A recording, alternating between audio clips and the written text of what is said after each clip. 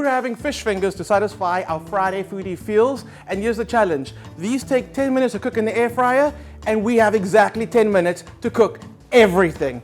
Let's go. Fish fingers in the air fryer. I've got Woolies new mini rotis, okay, and they're delicious. Plus, I've also got the jalapeno acha. So we're gonna bring this together as a handheld masterpiece. First thing we're gonna work on is our vegetable pickle. Keeping it super simple, so we've got the carrots, cabbage, and the onions in the bowl. A little bit of red chili goes in, not a lot, because you can add more in the end.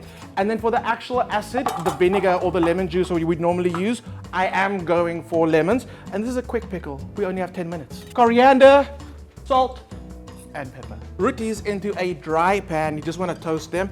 While these are toasting, we're going to make that yogurt dressing. It's yogurt, jalapeno acha, mint, and lemon juice. Couldn't be simpler. You have to do it from a height. Last roti as it finished.